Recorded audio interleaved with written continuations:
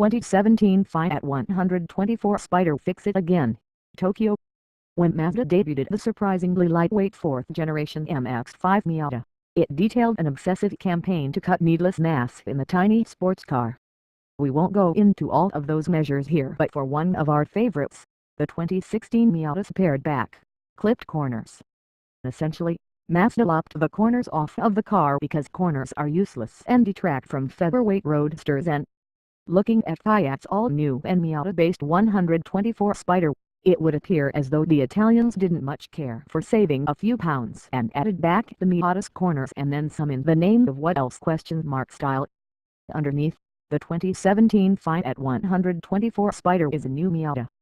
In fact, the car was even developed for Fiat by Mazda.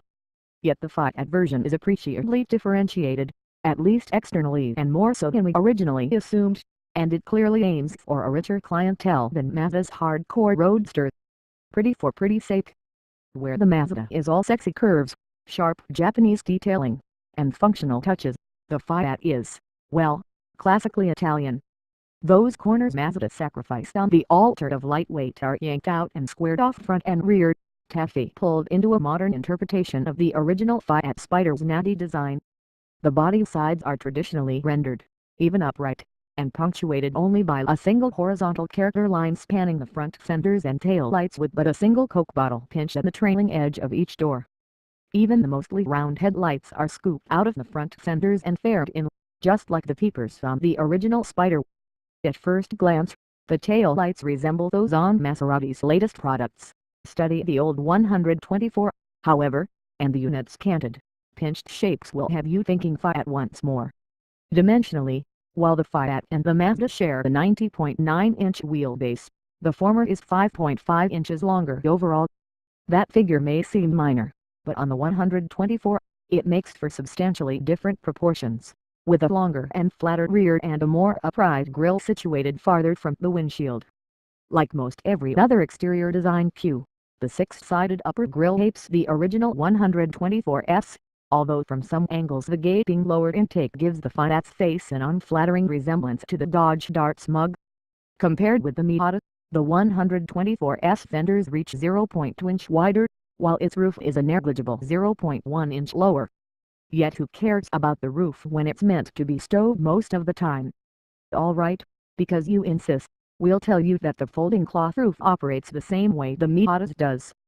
Unlatch it at the windshield header, push it back with your right arm, and click it into its folded position.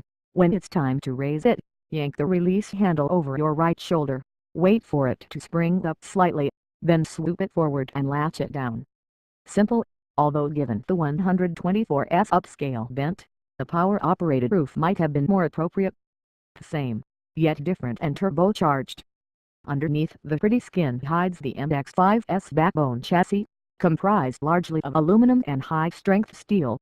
Ditto for the control arm front suspension and multi-link rear arrangement, front midships engine placement, and even what appears to be the Miata's windshield structure. These components all work together beautifully in the Mazda, and we harbor little fear that the Fiat will drag itself down curvy back roads like a hung-over gorilla on roller blades. Fiat isn't saying yet whether it fiddled with the Miata spring, damper, and anti-roll bar settings, but the only area on which it could improve is the Mazda's comical body roll. From the electrically boosted rack and pinion steering to the 11-inch brakes at all four corners, the 124 Spyder spec sheet mirrors that of the Miata. That is, until it comes to the drivetrain. Here the Fiat and the Mazda are as far apart as Italy and Japan. For under the 124's double-vented hood another retro 124 styling cue, by the way, sits the turbocharged 1.4-liter four-cylinder from the Fiat 500 abarth. Its 160 horsepower and 184 pounds-feet of torque easily eclipse the 155 ponies and 148 pounds-feet that Mazda extracts from the MX-5's naturally aspirated 2.0-liter 4. The 124's comportment is guaranteed to be different thanks not only to its substantial power advantage, but also to how that extra power is delivered. The Fiat's 5 additional horsepower gather full force 500 rpm sooner than in the Mazda, while its extra 36 pounds-feet of torque hit full stride at just 2500 rpm versus 4600 rpm in the Miata.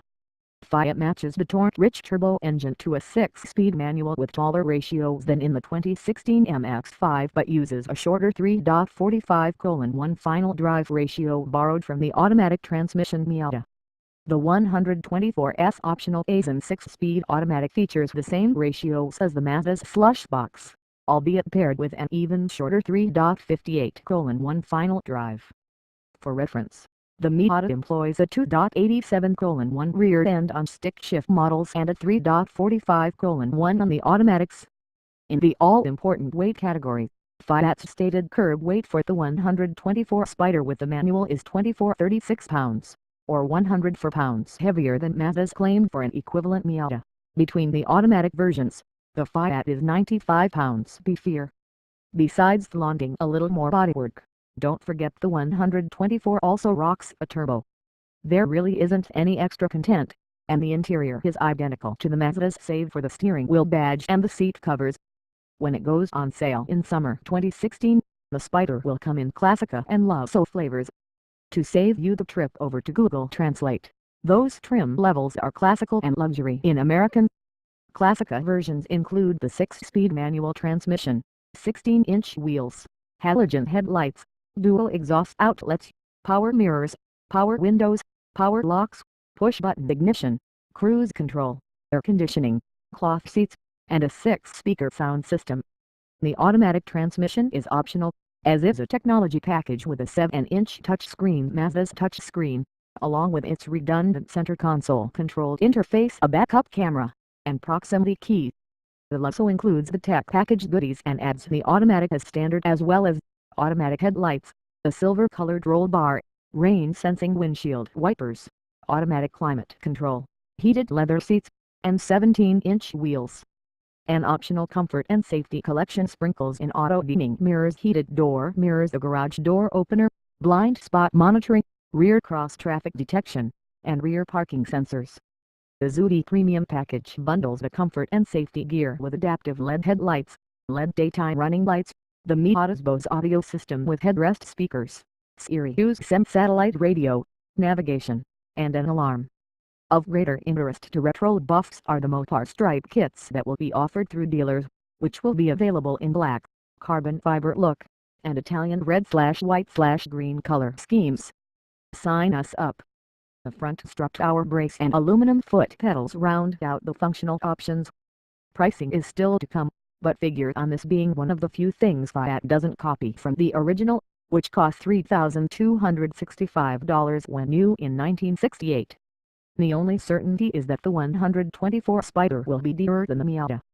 To turn the corner on this report, we'll say it seems a touch ironic, to have the Miata wearing an Italian badge.